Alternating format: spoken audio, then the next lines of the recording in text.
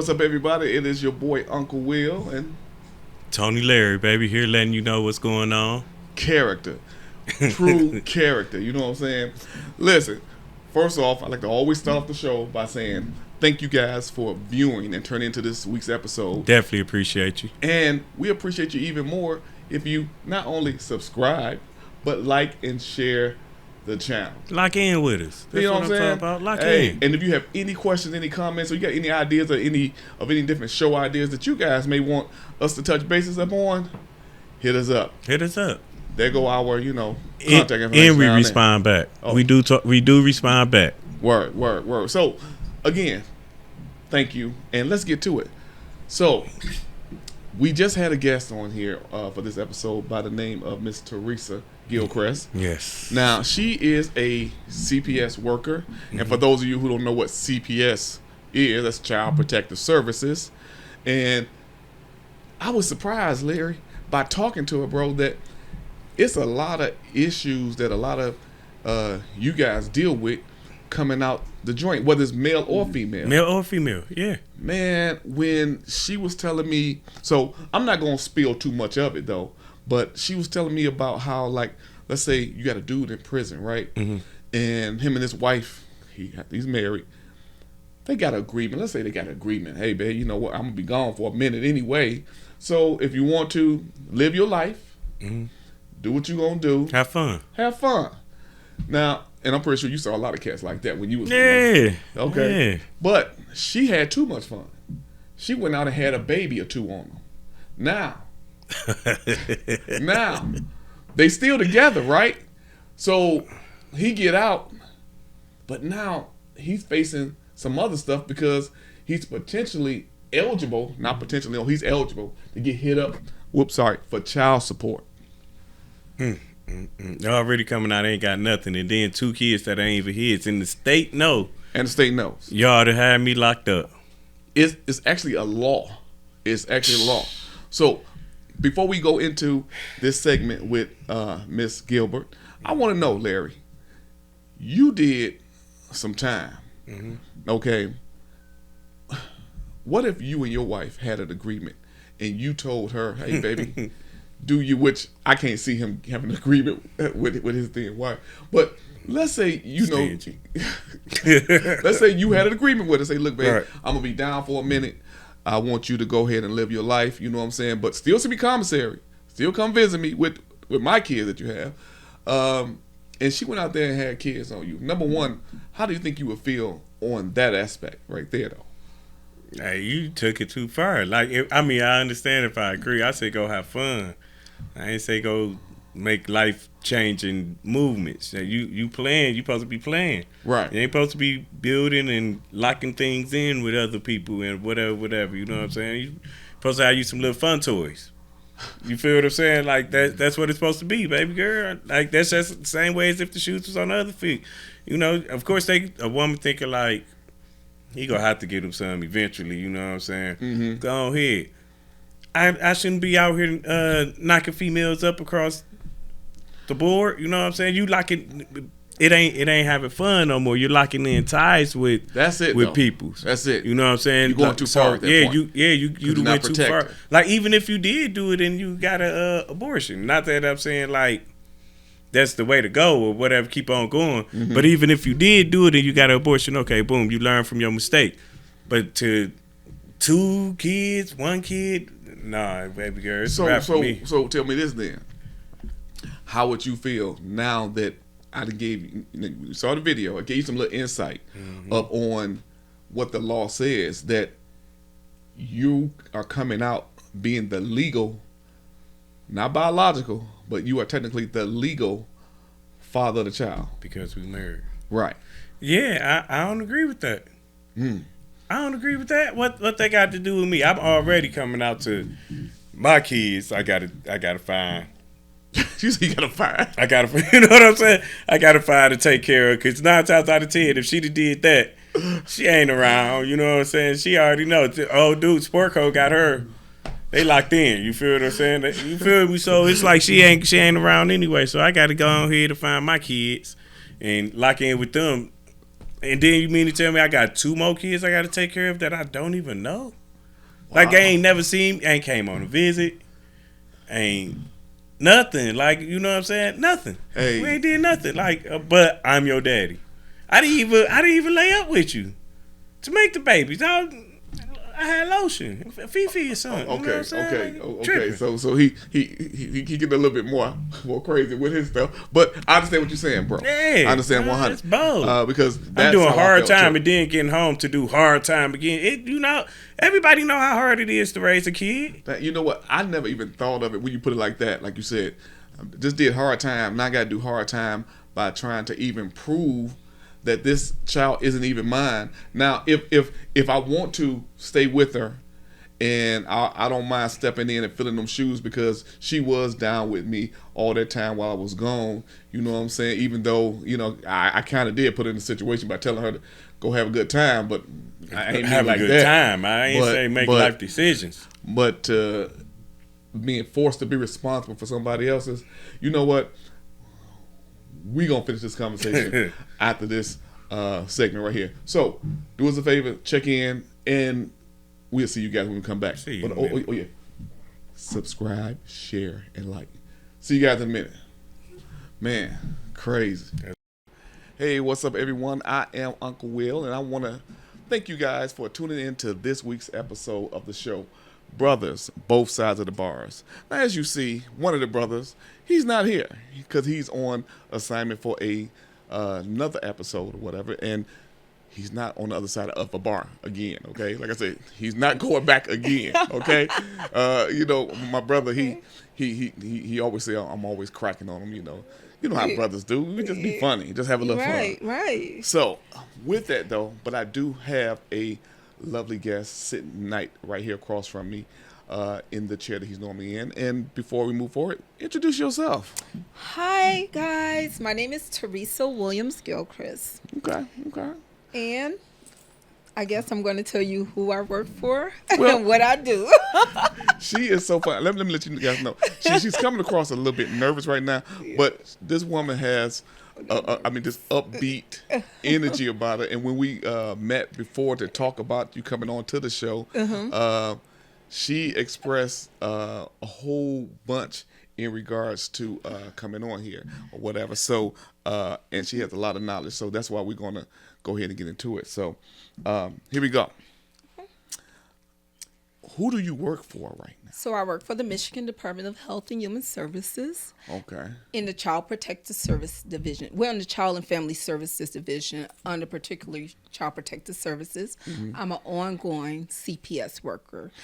Oh, okay. So it's DHHS. Because back in the days it was just MDHS, but now it's 2 H's now. Yeah, I think back in the day, it was I think they way back in the day was the Michigan Welfare Department, and then it was like Department of Health and Human Services. Yeah. And then under division it was a Michigan entity.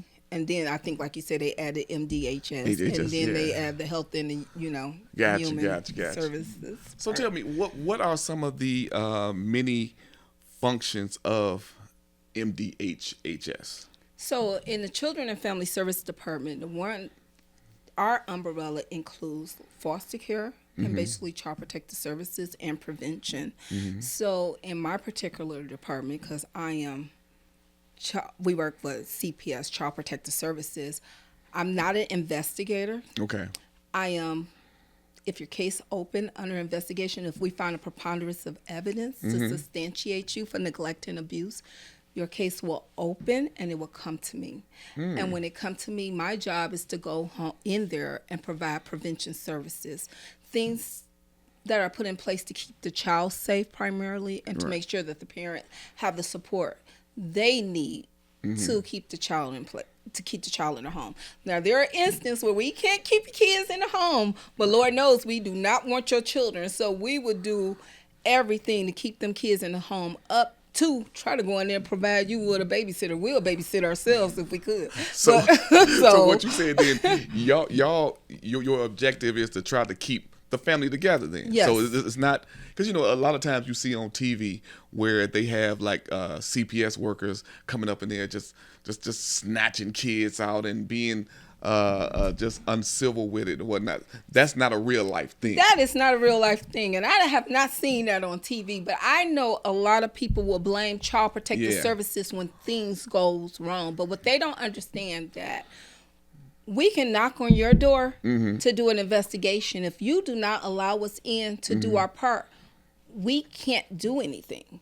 And before it even come to CPS, 9 times out of 10, you have family members that are aware of what's going on. And even if they're calling, before you call us, call the police if it's that serious, to get the police out there. Gotcha. Because we don't have legal jurisdiction. We have to go in and establish that there is some type of abuse and neglect going on, so we can go to court and file a petition to say, let's get in here and keep these children safe.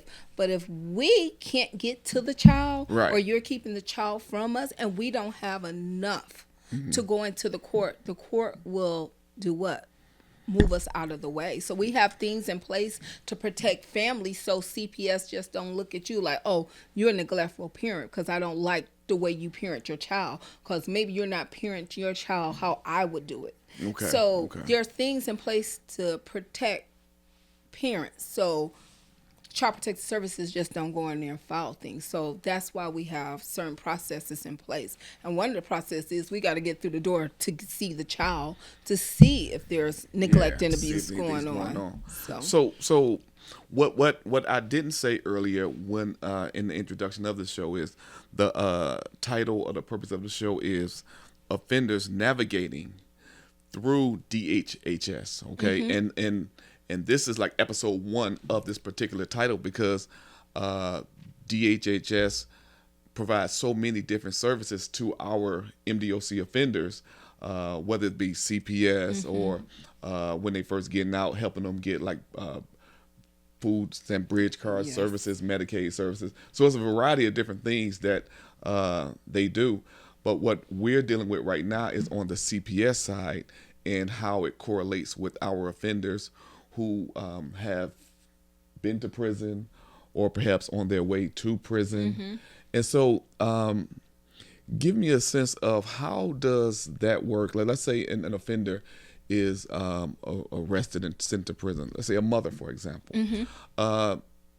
Does she lose custody of her child? Not initially. Okay. So let's say mom has been sent to Huron Valley, but she's just really going up there to get a number. Okay. So we will coordinate services with the prison. Usually we'll reach out to the assistant deputy warden or the resident unit manager, and we will say, do you guys offer these services? Anger management, parenting classes, things of that sort. So the first thing we want to do, we want to work with the MDOC to make sure that we can put services in place, because we want mom to be prepared to get these kids when she returns. And depending on what the nature, why mom is in prison also.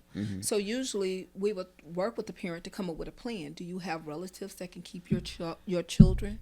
And if you don't have relatives that can keep your children, this is what the foster care system looks like. Oh, so if they have family support, yes, that child don't have to necessarily go into the system then. That's what you're saying. Okay. So we try very hard to make sure we're making connections to make sure that we're not causing, like, I don't want to say additional trauma, but we want to make sure that if we can get a child with a family member who is appropriate, that's the best thing, because that's continue with the connection. Right.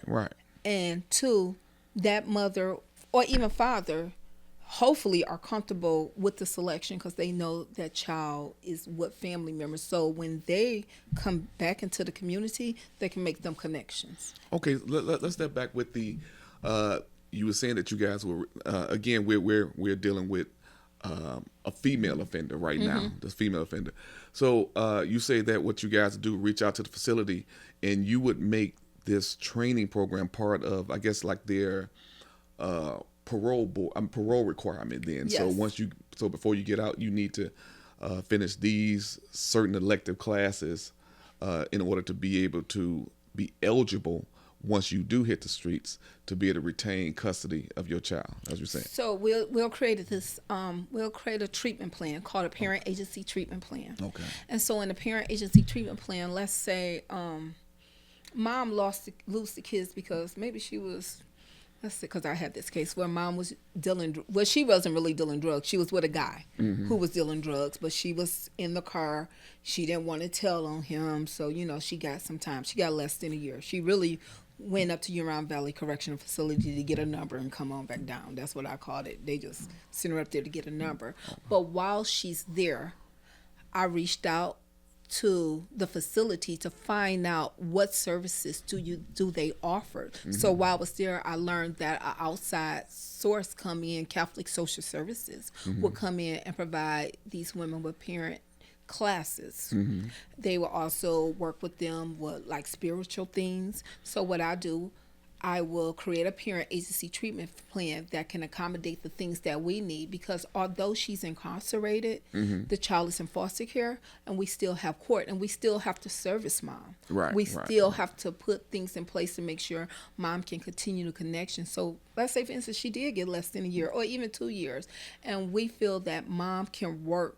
And when mom leave this facility, she's going to be able to support her kids in the manner that she needs to.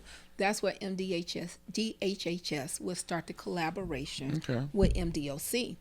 And we will say, do you offer these things? And if they say, yes, this is what we offer, we will create that parent agency treatment plan where we can get her the support and the services she needs, so she's still doing the things that she's supposed to do when she returned back to the community. But what if MDOC do not provide certain, resources that they need? Then what would be you guys' next step? So what we would look at is what do MDOC provide? Okay. So most facilities provide anger management classes. Oh yeah, definitely. Counseling. Individual counseling. So what we'll do is reach out to the counselor and say, can you incorporate parenting strategies to support mom into better parenting her child? So during counseling session, maybe you guys could take 15 to 20 minutes out to talk about what do it look like to be a positive parent, or how do you how can mom communicate better with the child, or how can mom, when she come back into community, make up for that time? What do it look like? Because this is not only trauma for the child because it's being separated from the parent, it's trauma for the mom too, because maybe she was out there doing things she didn't supposed to do. She could have been out there smoking the white lines out in the middle of Woodward. The point is that she was smoking the white lines out in the middle of Woodward, but going home with her kids every night. And this is the first time that she's separated. So we want to make sure that when she comes out, she understands that maybe this kid is upset, or maybe a little bit reserved, or got anger towards her.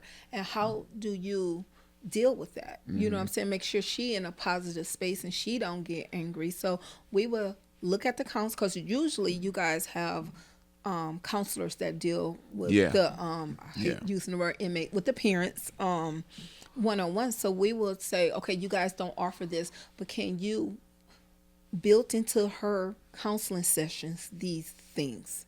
And then we will take it to the court and say, although they don't have parenting classes, this is what the counselor is discussing with her. Well, so. I know that you said that you hate using the word inmate, but that is the facts, though. Yeah, it is. At that time, he or she, they are an inmate.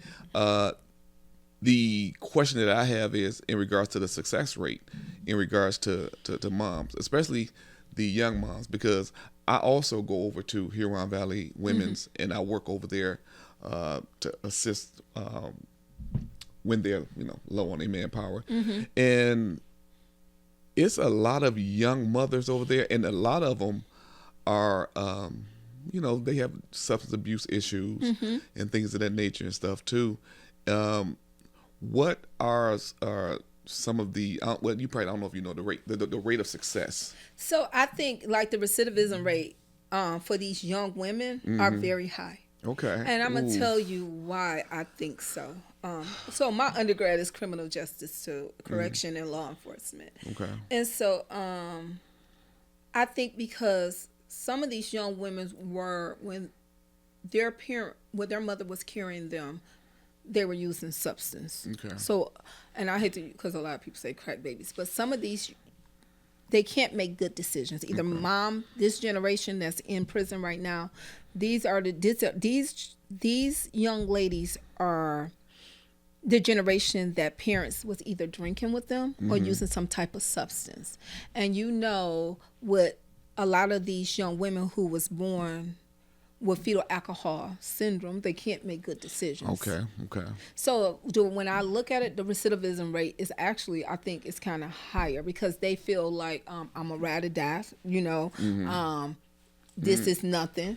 My whole hood is up in here, you know. Wow. Yeah. You know, because I visited a parent not too long ago, and she was like, Miss Teresa, you from the east side of Detroit? I was like, yeah, you know, girl, I'm east side of Detroit all day. She said, oh, the whole east side up here, you know. So it's like, I'm going in here with my people, you know. It's not like I'm going to be in here like, we did this and we did. I mean, I'm sitting there thinking to herself like, girl, they done frisked me like 3 times, made me take that off my socks, look down my throat, and made me take off my bracelet. And you in here like, this is good, you know. So, but that's their mentality. So they don't understand that the things that put them in here is a consequence. But tell me, how do you as an agency show them or help them to differentiate the loyalty to the hood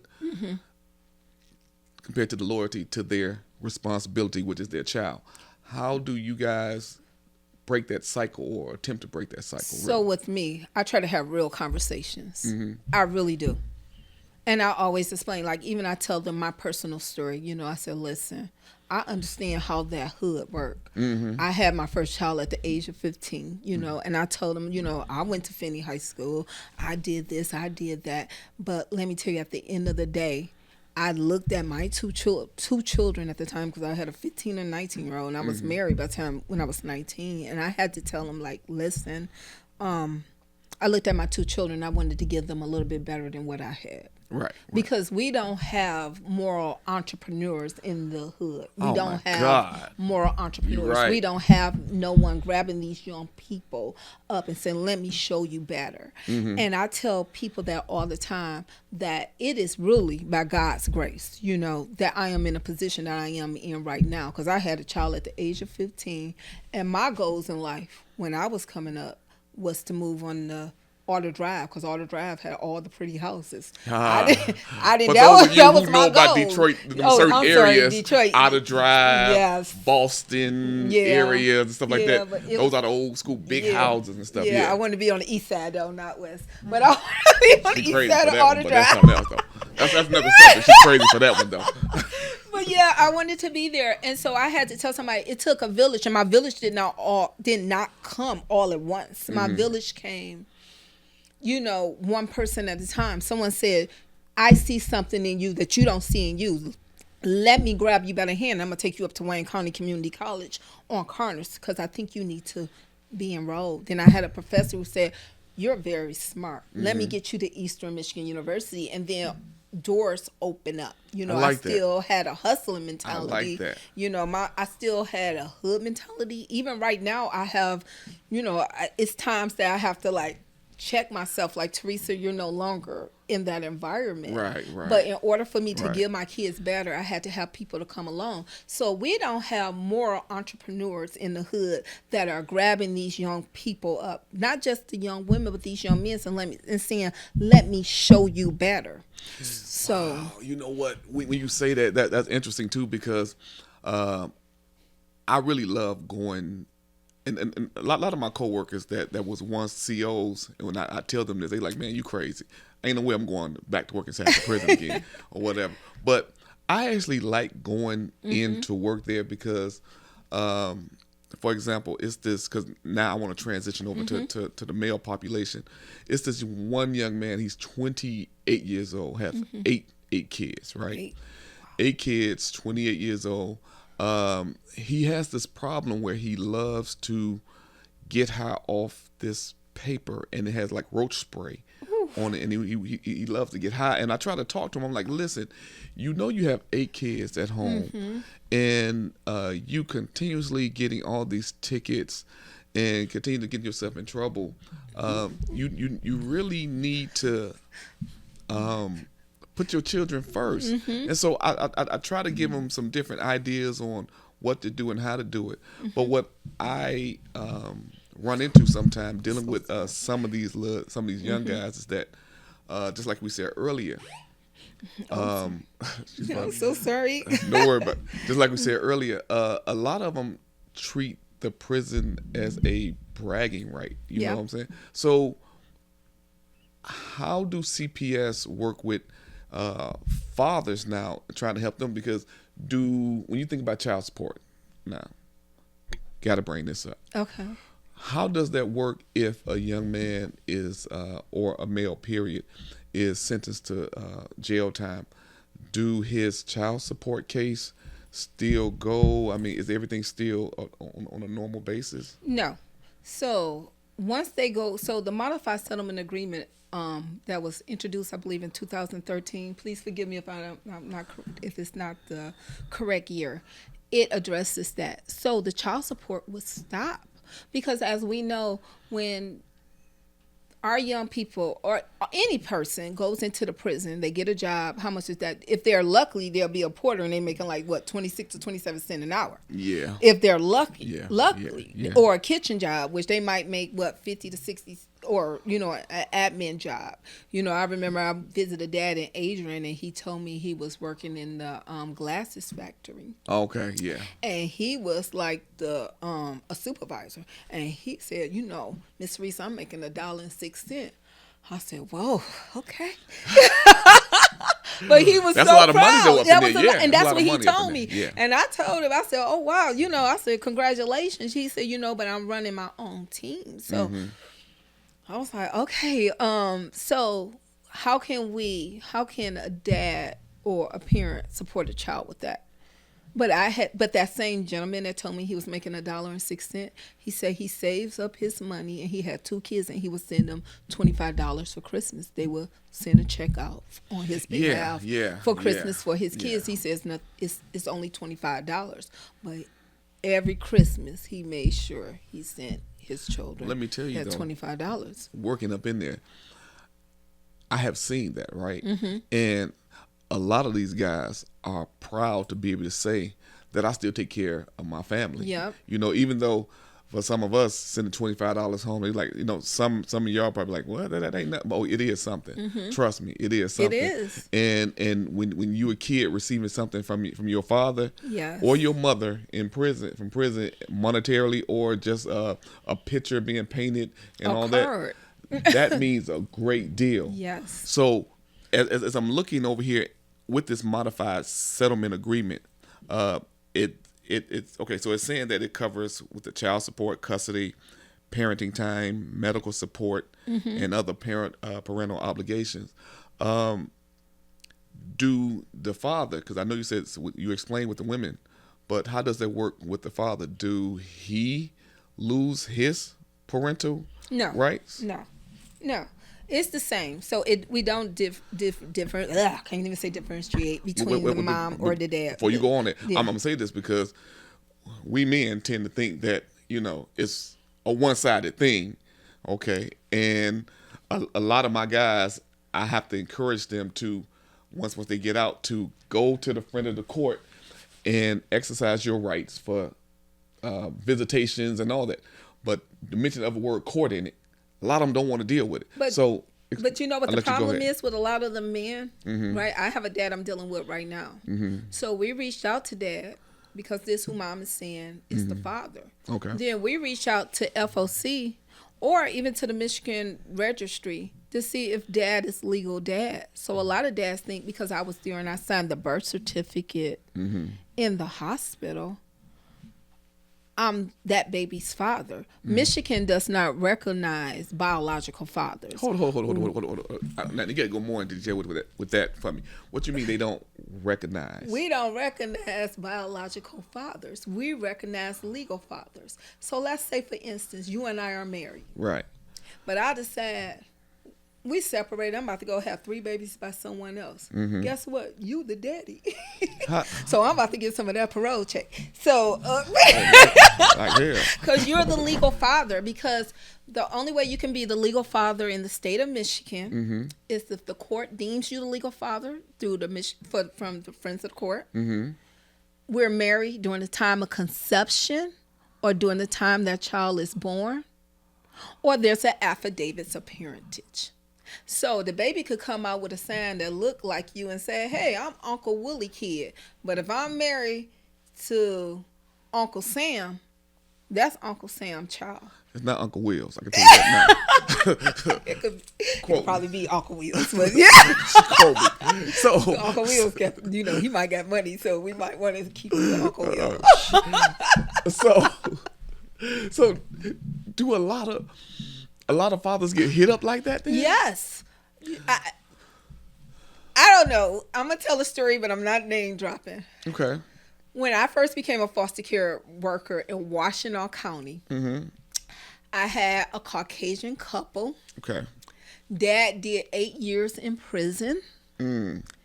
He goes to the court. He said, this is not my baby. Telling Judge Sheldon, it wasn't Connors, it was Judge Sheldon, this is not my child.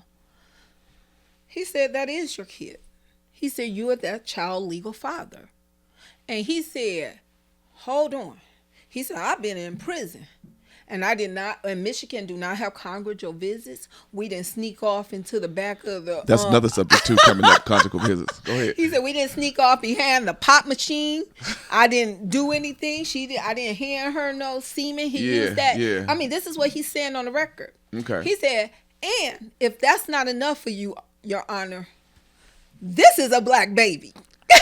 He said, so I know this is not my child. Right. And the judge stated to him, were you married to this woman? No. And he said, yes. And the judge used this term. The state of Michigan will not bastardize a child. That's crap for that's me. That man's baby. But see, and this is what I'm saying in regards to, this is why a lot of offenders and men in general do not like to go into the court system, because it seems like it's biased toward them. It's not biased, right? You say it's the law. It's the law. But that's okay. Okay, but let me tell you, it's not biased. This is the thing. So the problem is that a lot of males are not educated, and sometimes let's be clear. We're from the hood. We don't put them people in our business. Okay. Them people don't get it. We're not bringing them people into our business. We're not bringing the white man into our business, not understanding that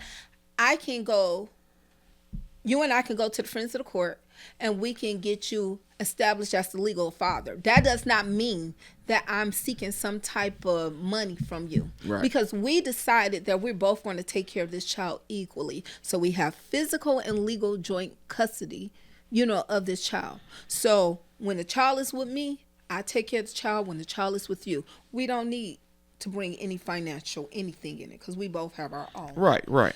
But the first thing most males, especially African-American males, think is that if we go to the Friends of the Court, I'm going to have to pay child support. Yeah. But let me tell you, if you don't have medical insurance, yes, more than likely. But guess how much that child support going to look like? $5.50 per child for medical insurance, for Medicaid. Okay. So that's what they don't do. So when they feel like it's biased, it's because 9 times out of 10, they're not the legal father. Now you're sitting in the prison. We got to get all kinds of writs and DNA tests, because now we can't just say you're the father. We need to get a test. And see, that's what I'm saying though. If you have an offender who's been locked up for 10, 15 years, okay, he's married. He's the daddy. But his wife. He's the daddy. Went out ahead. He's the daddy. He's that baby pappy. See, I gotta put this down. and see, this is one of the whole purposes for this particular episode, yes. Right? Because how do CPS assist that person, that offender? So I know you've been locked up for 15 years and you got a 1-year-old. Okay. So the first thing I'm going to reach out to you and say, Uncle Willie, I don't know why she keep on saying Uncle Will. Because I had nothing to do with it. Stop using me as an example here, okay? Stop using all 6 of my children. Yes, I have 6 are grown, so no more. Okay, I'm gonna say, sir. Yes. Your wife has a case with Child Protective Services for her 1-year-old child because you and her is married. You are the legal father, so I need to reach out with you in regards to what then occurred with your legal child. Now, I have people cuss. I didn't have somebody cuss me out through JPay on the stamp I sent him. I sent him the stamp. He cussed me out. I kind of can't blame him. I'm sorry. I thought he was Cat Williams. He said, "Lady, I've been in this MF for this amount of time." I'm just saying. He said, "No one let me out to go hit anything." He said, "I don't mess with that B. I don't do this. I don't do that." I mean, he went off. I said, "Well, I still have to inform you of your rights as the legal father. You know, you're the legal father. I'm sorry, you're the legal father." Okay, but you're letting him know his rights. Are you letting him know how he can vacate those particular rights? Because he cannot vacate them. It has to be some kind of way. I seen it happen one time, honestly. The real father came to court and he said, "This is my child." Okay. And I seen the court say, "Okay, well, if you're saying I seen that work out in court." But maybe that was that one particular judge that did that. And that was in Wayne County at the juvenile court. I'm sorry, but the thing is that these offenders already have done their time, okay?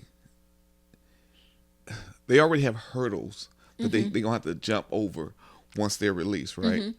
Now, you're introducing a situation as far as with parenting someone else's kid, which that's his kid, which is nothing wrong with parenting someone else's kid when you're in a relationship and you volunteer to do so, right? But when you telling a person that no matter what you say, I don't care how you write it down in black and white, you use highlight markers or whatever, you can say what you want to say, you are still responsible. And if this woman wants to, she can still hit you up for child support. Because he's the legal father. So let me ask you this, because I don't know. Someone told me that a divorce in prison is $1.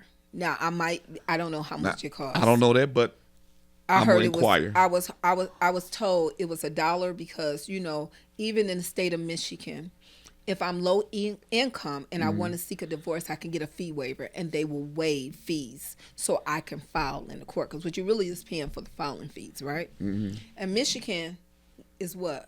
A no-fault divorce state. Right. So I go to prison, me, and my husband is out in these streets, and I find out that my husband had a baby, right? Because it don't work the same way. Well, let me take it. I'm a man, and I find out my wife. Yeah, I already say. Yeah, because it don't work the same y'all with women. get off on stuff easily. So. Yeah, so it doesn't work. But I'm a man, and I find out that my wife is out here, you know, with someone else. Yeah, yeah. So what is my obligation at that time? Because there's a possibility she's going to have several more kids. I need to file that divorce.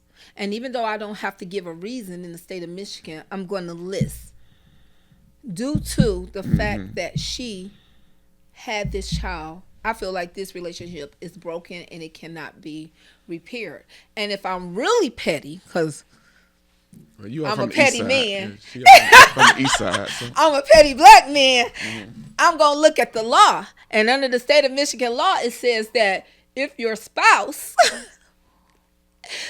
commit adultery under Michigan law is a felony. And I'm going to file for that too. Wow.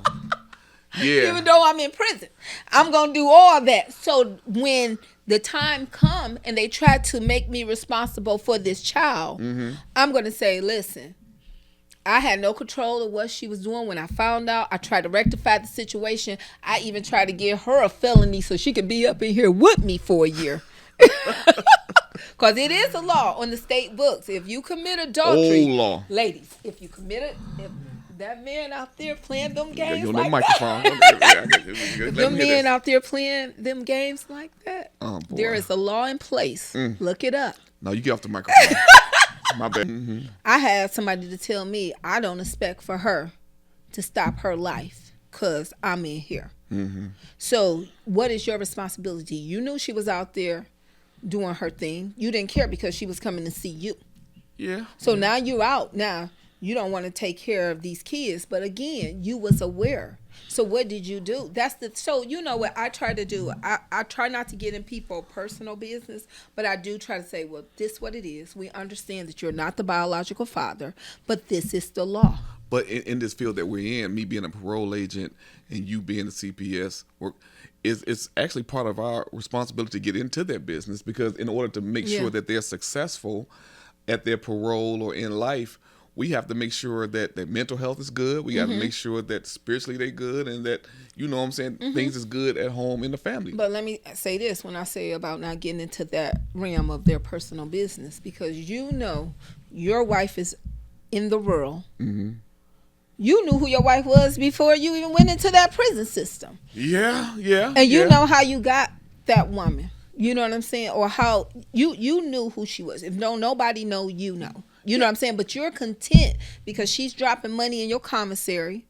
She's coming up there once a month or twice a month to see you. So he should just accept whatever. No, what he should do. This is what he should do. Honestly, this is what I would do. Okay. Honestly, if I was in that position. Right.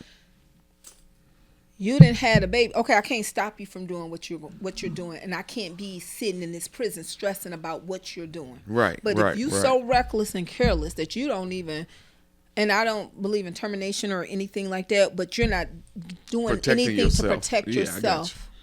You know, we're gonna have to resolve this. Maybe we can be friends. I still want you to come up here, because more than likely, if that woman then had a baby by somebody else, she's done with him anyways. Okay. Unless he just, when you get a sucker, ladies, what are you supposed to do when you get a sucker? You're supposed to lick it, right? Unless you just a sucker and you just waiting to be licked. You know what I'm saying? But I don't know what would be her benefit, except for emotional support by still hanging on to a man, especially if she went on and had a baby by someone else. So I guess with CPS in a situation like this, then there's really nothing that you guys can do but give him certain advice, information. I got you. Yep. And especially, so like for the CPS every person that come to us, it don't land in court, you know? So with dad who is incarcerated, we'll reach out to him and say, something, we have allegations of abuse regarding your child. These are the concerns. Did you have any concerns? So let's say, for instance, it does make it to court where we have to get jurisdiction over the child. Then at that point, we would talk to dad. Dad is not the reason that child came into care, but we have to talk to dad to figure out what is the plan. Dad, do you have family members that can get this kid? What do your support look like? You talking about their actual biological child? Yep. Okay. Even their legal kid. Even out there, Dad, I know this ain't your kid, but this is your kid. I'm just telling you the likelihood but we would of ask someone that, is going to. Because I know I wouldn't. If my child, knock on wood, was incarcerated and he's the legal father of a child that's not his.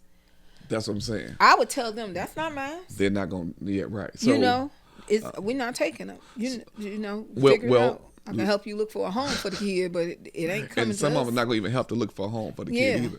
But let's deal with that person's legal child. What if the mother is trying to get full custody of the child while he's being sentenced, let's say, to a year, 2 years, because of his crime, not a violent crime like CSC or assaultive or criminal sexual. Yeah. Oh, CSC. Well, I know y'all gonna try to violate that. I know that. I know that. But I'm saying, what if he was sentenced to some time not consisting of those particular crimes, but moms want to be, I guess I ain't gonna say petty, because I'm not trying to sound like a chauvinist, but for some reason or whatsoever, she wants to terminate his custody because she said, well, he's in prison. That's not enough. Am I correct? Exactly. And she wouldn't be able to do that. how would she? I mean, she would have to show that he harmed that child in some kind of manner for that to occur. So what my understanding is, even with the friends of the court, because I don't deal with the FOC part of, you would have to show that he caused some type of harm to that child in order for that to happen. Now, can mom get full custody of the child? We would encourage the mom, because if dad is gone away for over a year, and he cannot provide financial support, he can't do any of that stuff for the baby that's need, even just be there as in a prison, because everybody don't want to take their child up to the prison. Everybody don't want to introduce their child to that system. So I would encourage mom, you need to get full custody of your child. Well, would you do the same thing to dad? Encourage him if the mom go to prison like we that? We do that. If the mom go to jail, that you need to get full custody of your child, because right now mom went to jail for these reasons, especially if it has something to do with that child. Now, we can't give legal advice. The child, right? Yep. Okay. We don't give legal advice, but we do give them the resources and the information and point them in the direction to the people that can give them that advice.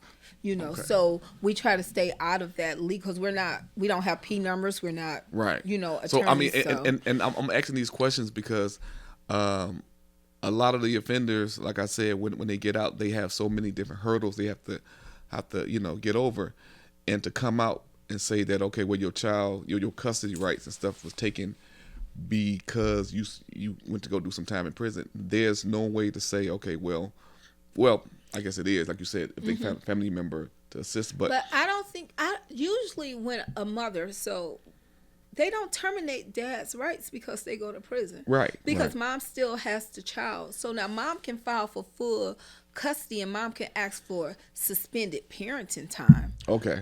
Now, when dad get out, that's his responsibility to go to the court and say, I am out. I have been rehabilitated. Whatever spiel that you have to give the court, I'm trying to be a better person, and part of that process is making sure that my child don't go down the same path I did. I want to be a part of my child life. I have grown while I was in there, and I know these are the things I need to do. That's a conversation that you have to have with the friends of the court. Right. And 9 times out of 10, I don't see any court saying no.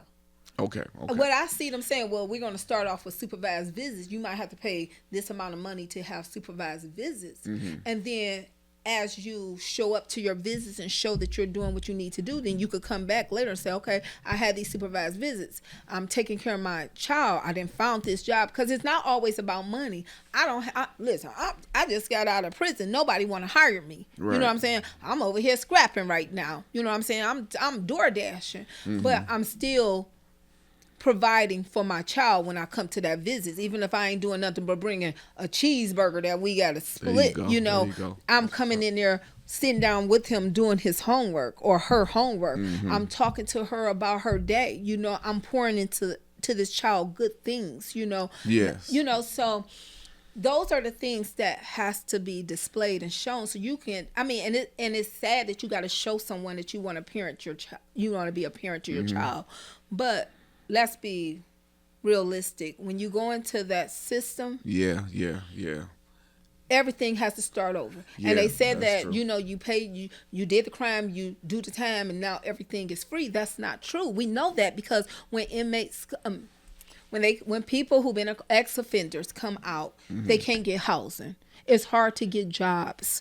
They have all these re-entry programs that are in place that really is not doing anything to support, people when they come out. And I mean, I had parents that we have been fortunate that MDHS has money that when we do get parents who is leaving that program, that we can support them in a manner that we're looking up jobs. We have a list of jobs that will give them certain companies tax credit if they hire. And with the CPS worker, we have to be so proactive that we're building these good relationships with these companies and these different entities so that they will take credence in what we're saying. And was like, oh, I have somebody, he's really good. Yes, he did this time. This is what he did the time for.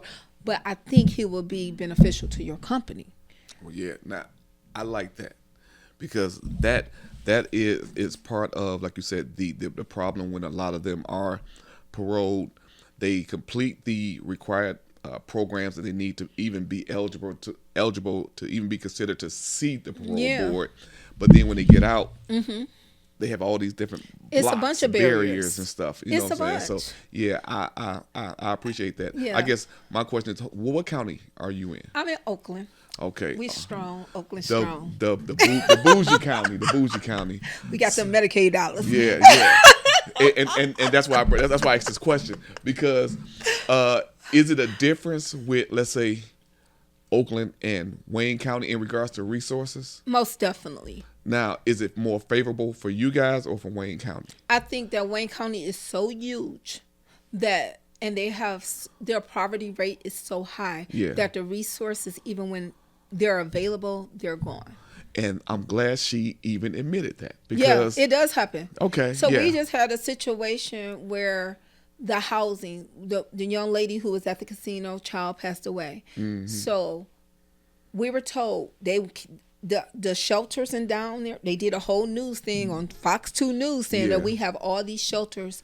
And then after that thing aired, where they were saying we have all these shelters for people who don't have places to go, homelessness, you should never have to sleep in your car with your child. As a CPS worker, I contacted the family, because the family told me that a worker in Wayne County told them to contact Oakland County because we have more resources. Right. And so I said, well, okay, hold on, because I know you don't live here. Let's try to work this out. I'm going to work this out for you. So I called Wayne County Housing, cots, all them places. Even drove the family to cots, let them sit in my car, because I think they opened that day at 4:00. I was told that all the available shelters that was available as of yesterday, when the news made that announcement, is no longer available. I said, well, y'all aired it at 11 o'clock at night, so all the homeless people made it there. You know, and they said yes, even at the warming station, at the fire department stations, and all the places, yes, they're packed. Yeah, that was a high profile case. Yeah. And so the resources are very slim. So even being in Wayne County, you have to be almost creative. Like, for instance, with me, I know I don't supposed to do this because I cross counties a lot of times. So if I have a client who is in Wayne County and they need Pampers for their baby, I know there's not a lot of pamper banks. So guess what I'm about to do? I'm about to go to Washtenaw County. I'm about to call Washtenaw SOS, because they never question me. What do I need, or what family do I need the Pampers for? And I remember at a time, David Thorez, he is a doctor that was located on Packer Street in Washtenaw County in Ypsilanti, Michigan. He used to have baby formula and Pampers. So what I would do, because I can't tell a parent we don't have them resources. It's been times that I even went in my pocket, which my supervisor get on me all the time, like, Teresa, you can't keep doing that. Right. But you know what I justify as I said, this is not my money. God gave me this money, and besides, I'm not tithing. So when I meet God, She said, I'm not tired. I'm not tithing like I'm supposed to. Forgive me, Lord. But when I meet God, I can tell him, I gave it to your people directly. You know what? I ain't put it in the plate, but I gave it to the people directly, because honestly, you can't look at a young mother or even a father and say, we don't have these resources available. And I am very fortunate to work in Oakland County, whereas if I get a family who need Pampers,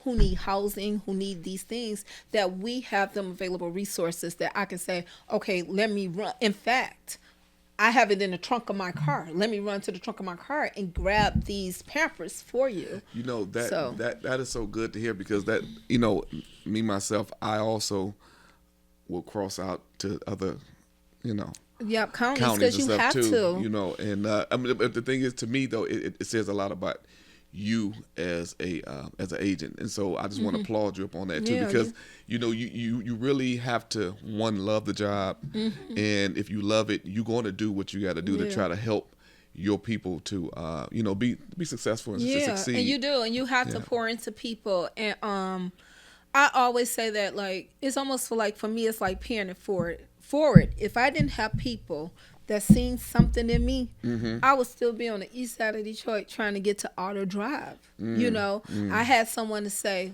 let me show you better. You know what I'm saying? I don't know what better is because I have never seen better. Do you think all those different experiences that you wind up doing outside of your norm made you the person that you are in the field that you're working in? Most definitely. I'm an advocate first. You know, let me tell you, I work for the Michigan Department of Health and Human Services. At the end of the day, that I know why I'm here. You know what I'm saying?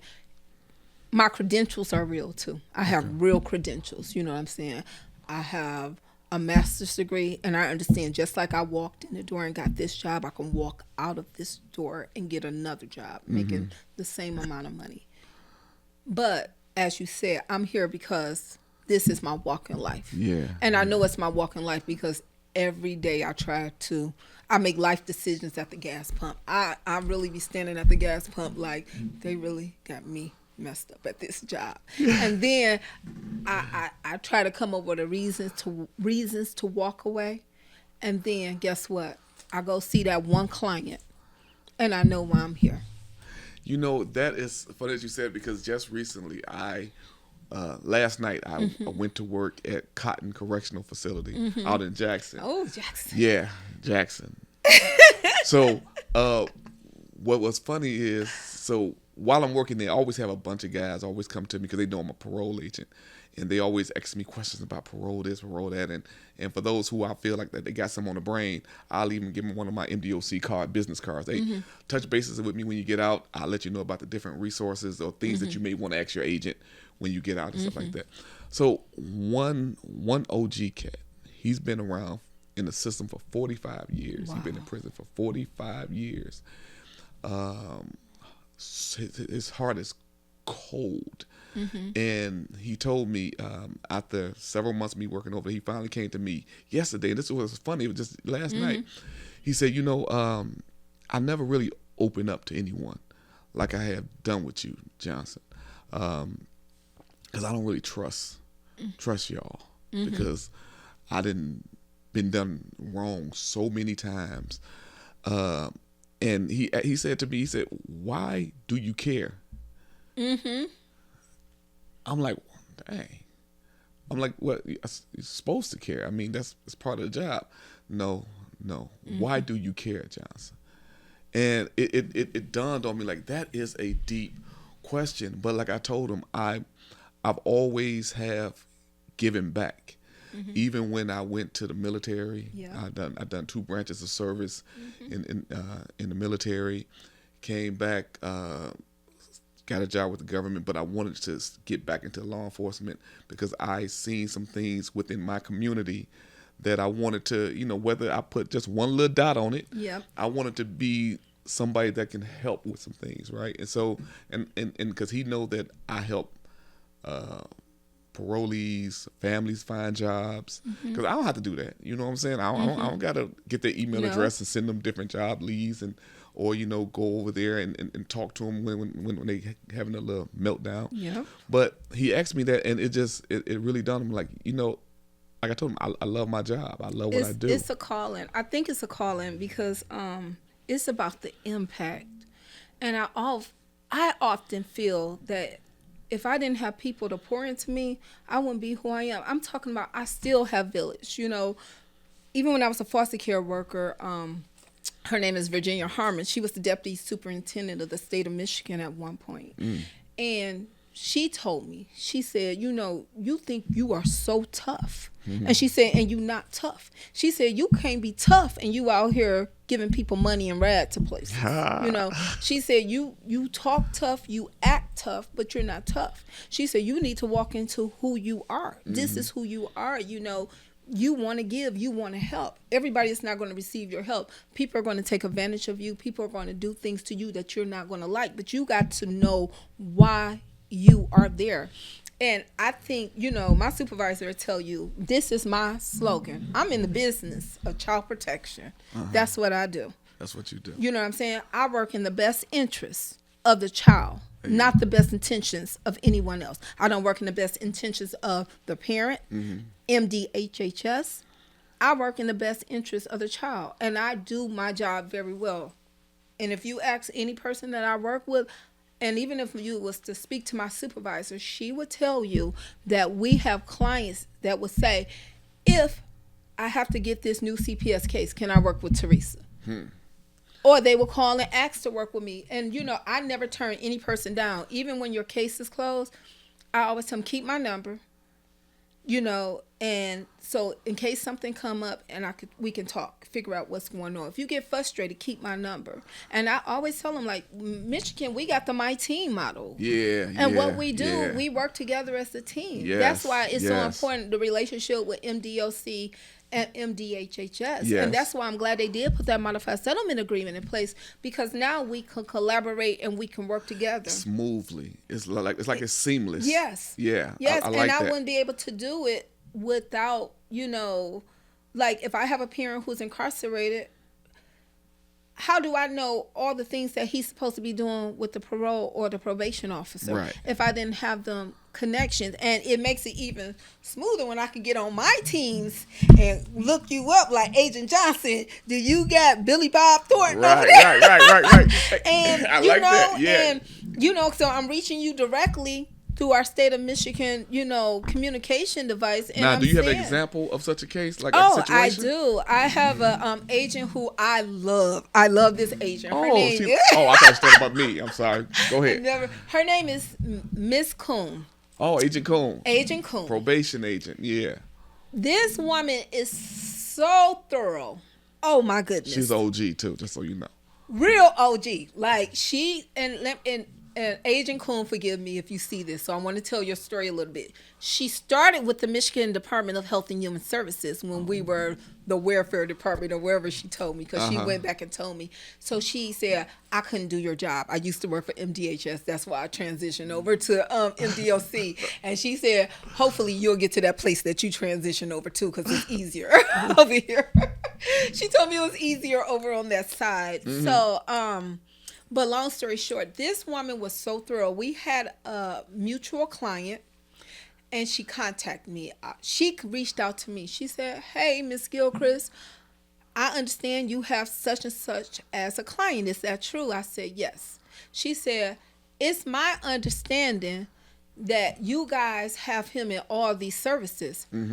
I said, Agent Coon, if that's your understanding, you have a misunderstanding, because we haven't even been to court for disposition yet. We're still at trial. He's not doing any services with us. Then she calls me. She said, oh, wow. Thanks for that. Right. 2 weeks come by. She said, Miss Gilchrist, such and such told me that he couldn't meet for a psychological today because he had to be in court with you all, and he didn't have the money to do the screen, because he had to take his last money to drive from where he was at to Oakland County for court. I said, Miss Coon, it was on Zoom. Here's the Zoom information, and here's here's the prosecutor. So I was able to put the prosecutor on the email, who backed me up and said, no, that's not true, but we're having these problems with him also. Can you tell me where you guys are at with his parole and probation requirement? Long story short, this man was lying to both of us. And because Miss Coon reached out to me and reminded me of that modified settlement agreement, that collaboration went where he couldn't move. And that's a prime example of showing how great that agreement works. So there you go. I mean, it's even in the prison. Like, so when we have to see a parent in the prison, we usually, like I said, we'll reach out to the deputy warden, the assistant deputy with assistant warden, or the resident unit manager, and they get us in there right away. If we have to have the room, or if we have to have court, instead of getting the dad or the mom read out, we can set up a Zoom. Do you guys have the ability for us to do a Zoom meeting or this for family team meetings? So we're including the parents, and that modified settlement agreement allow us to have that collaboration, that partnership with MDOC. It's just so much really flexibility with that agreement. Yeah. You know? So I tell you what, as we get ready to wrap this up, if you can give advice to any offender, he or she that's coming out, getting ready to hit these mean streets of Michigan, and they are confused or they are unaware of certain things in regards to their rights and their responsibilities. What would be your advice to them in regards to showing them or telling them what they can do? So the first thing I would do if I was on my way out into the world, I would get with my counselor in that system, in that prison system, and I would ask for advice about what do I need to do to reestablish this. It's as simple as that that agent or that person just looking on the internet and saying these are the things that you need to do. Secondly, if I need to get it reestablished, and then when I hit the streets or get back into the world, whether you going into a transitional home or you just going out into the community, the second thing I would do, I would reach out to the Friends of the Court. Now, if you in Detroit, buckle up, Buttercup. You're going to be at that Panache Kosh building waiting because they're on the 2023-2024 Friend of the Court docket right now. So they kind of back up, but I would start the process right away. I would try to reach out to the other parent to see, are they willing to allow me, even under their supervision, to start, bridging that relationship, repairing that relationship, start building that relationship with my child. But the first thing I would do is start learning what my rights are and what I need to do while I'm in there. And I don't think, I will hope no counselor or no prison official would say, no, figure it out, wait till you get out. Right, I would hope they would allow that person to start building that up. And if you have loved ones out in the community or support out in the community, have them to gather information for you to start figuring out what you need to do. But have a solid plan and understand that plan, if you don't execute it, the plan don't work. Right. And when you're in prison, we all entertain ideas of grandeur because we're in a place where we got a lot of time to think. But then when we hit the streets, everything is, them plans kind of go to the back of our mind. Just stay focused and do what you need to do and just follow through on the course. Especially if you want to transition back into your children's life, you want to be a positive role model, or you just want to build that relationship and connection with your child. Stick to the course and just follow through. I like that. Stick to the course. Stick to it. You got to. And I agree with her 100%. Men, ladies, you know that you are going to eventually have a release date. You want to eventually have that relationship with your child or your children. It's your responsibility to get the information that is needed. Yeah. So you can be able to enter society and be an effective parent to your child or your children. Men, you heard some of the things that she had to say in regards to, being accused of being the father because of a certain situation. Yeah, you know what to do. The whole point of having her on this show, being a representative of CPS, MDHHS, is to help give you guys and you gals information on what you can do to help be a better father, to be a better mother, to be a better provider.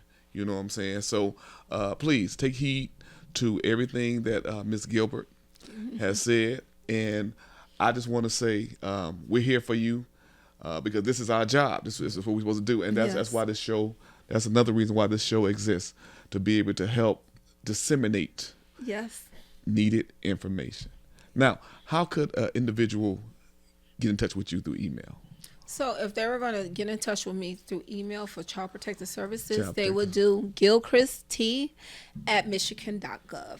Okay. And again, I am a very big advocate for child protection, and I do feel like every child need both parents. Yes. So I'm the type of person, if you ask, I'm going to give you the information, and if I don't know, I'm going to seek it out, and I'm going to let you know I don't know, but let me look into it. And I'm very the type of person that I answer my phones I answer I said my phones because I got two, but I answer my phone. And her phones have been busy doing this show too, just so you know. It's just some begging kids. I got kids that beg. Yeah. So I answer my phone and I answer my email. I try to be like very like on top of them things because people do have needs, and at the time it's urgent to them. Even if I don't feel like it's urgent to me, you, it is urgent to them. So yes. So okay. And if any of you have any questions for me and you want to reach out to me through MDOC Johnson W5 at Michigan.gov. Please feel free to email us. Please give us some feedback if you have any questions or if you have any ideas or anything that you feel like we did miss, but you want us to put out there. Trust me, I love to talk. So send me some information so you can put it out there. And I want to say again, thank you guys for watching this episode. Please like, subscribe, share. That's what we do here. Okay? So until next episode, because like I said, this particular subject matter, we have other episodes dealing with MDOC and DHHS. That's the two H's. So, yeah, two H's. Till next time, take it easy. Bye, guys. You are funny. You know that?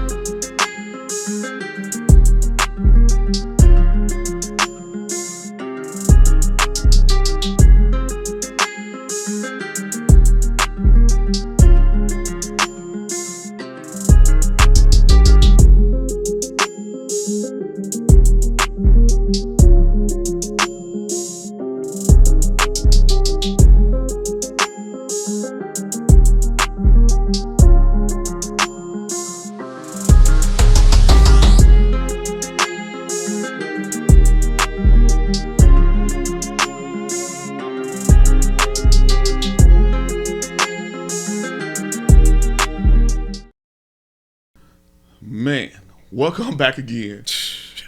Let me tell you, Miss Gilbert, I want to first say again, thank you for enlightening us with all that information. Like I said, a lot of that stuff, bro, I didn't even know, and it just blew my mind. Yeah, that was crazy. So tell me this, man.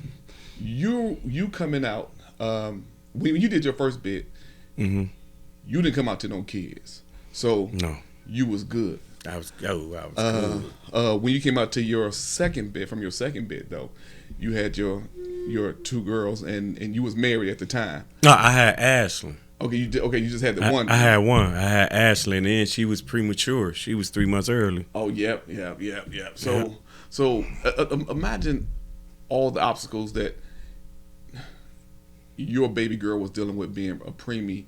You just coming out of prison, and you was going through some of the things that Miss Gilbert was saying in regards to like trying to get custody, or not even custody, but I'm talking about visitation rights. Because let's say you and your ex-wife then, who was then your wife, y'all was going through things. Because I had a talk with you with your wife back in the days when she did another show for me. Imagine y'all going through personal issues and she used the child against you. I mean, I ain't gonna say put yourself in this situation because hell, you are an ex-inmate who actually came on out with some stuff going on.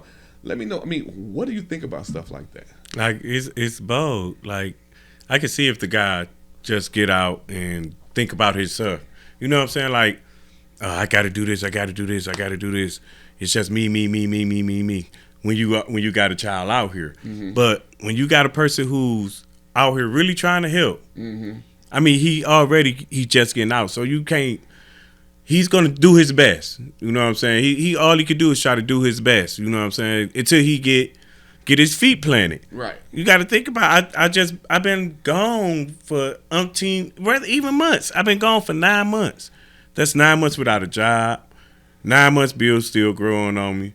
9 months all this stuff. 9 months I ain't been around my child. You know what I'm saying? So it's like when I get out, and if I'm focused on trying to be a father to my child as well as better myself, so why not just let me do it? Yeah, I mean, when you put it like that too, you're right, because it's not only your child, but you also got to take care of yourself too. Yes, I got to take care of myself too. So I got to.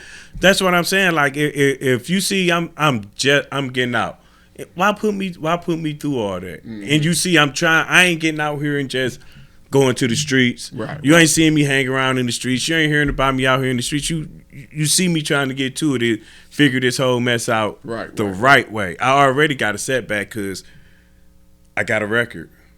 You know what I'm saying? So anytime they use my name, run my name for anything, this record is going to pop up.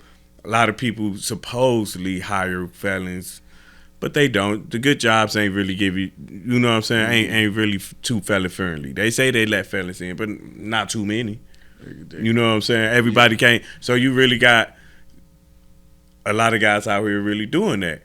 But if you see this man trying to get to it the right way, why set him back? That child might be motivation for him to stay doing right. Mm-hmm. You know what, that reminded me of, like what me and her was discussing in regards to the inmates up in there working, you know what I'm saying, and only, you know, like porter pay, and only send like $25 home a month, but in their mind, and really that's what they're doing, they're still supporting their children, you know what I'm saying? Yeah. And some people minimize that, you know what I'm saying? They do. They call it McDonald money. You Bro. feel what I'm saying? That, like, I'd have been told my child support money was McDonald money, man. You know what I'm saying? Like that little McDonald money, and I'm like, okay, yeah, whatever, you know, but that's how you feel. But if it was McDonald money, why are you requesting it? But if it don't help, why do you want it? But to be honest, though, I mean, honestly, that had to hurt, though, a little bit. It bothered me, but it bothered me because I know outside of that, when you call to say, outside of the friends of the court thing, you know what I'm saying, statement where your payee, whatever, I still would come out my pocket. You call, hey, the kids need this, or hey, the kids need, you know what I'm saying? I'm still willing to come out of my pocket and do that. But anytime things ain't right, the system really gives females leverage. And you know what? That's a whole nother topic upon that, because I said the same thing to her as well too. I feel like it's more biased toward the men, but we're gonna get ready to wrap this thing up though.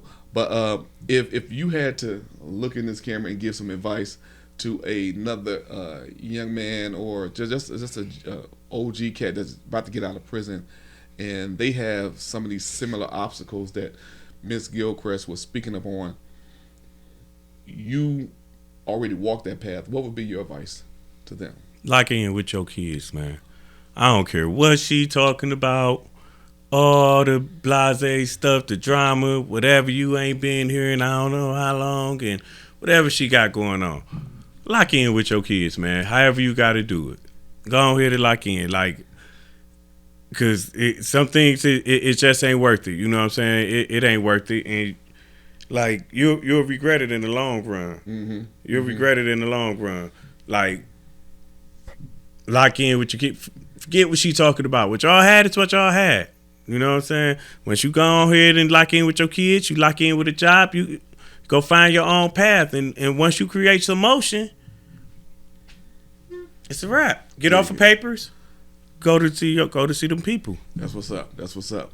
And I like to say also, not only to you brothers, but you sisters as well too, who's been on lockdown, and y'all had some personal misgivings, whether it's drug abuse out there in them streets, doing what you had to do, what you felt that you had to do to survive. Understand, you still have life, and you have life that's out there waiting for you to come out and be part of their life and stuff too. So don't give up. Don't let no naysayers get all in your ear telling you, oh, you ain't nothing, you ain't gonna be nothing, you don't got nothing to offer, you don't got no. Take baby advantage. Don't even know you. Take advantage of it. Take advantage of them classes, them resources. If you do have a CPS case in, deal directly with your CPS worker and talk to them and find out what programs out there that you can utilize. Find out what other resources that you can use to help you get on your feet, whether it is Section 8 or some other form of housing or mental health, because that's a whole nother topic as well too. So with that being said, don't give up. Do what you got to do, because them babies, our babies, need you guys. And bro, I appreciate when you got out, you stepped up on yours. So, Definitely. Mine's my motivation to keep doing right. 2 girls and a boy. You know what I'm saying? So he still came out done his thing. So with that being said, again, myself, I'd like to thank you guys for tuning into this week's episode. Definitely appreciate Tony, you. Larry, anything that you want to say to the viewers before we exit out here? I thank you for tuning in. It's gonna be more good things coming. Word. Lock in with us, man. There you go. So again, I know I say it a lot, but hey, you know, my wife tells me I repeat things too much too. But anyway, make sure you guys subscribe, like, and share. Okay? Until next episode, deuces.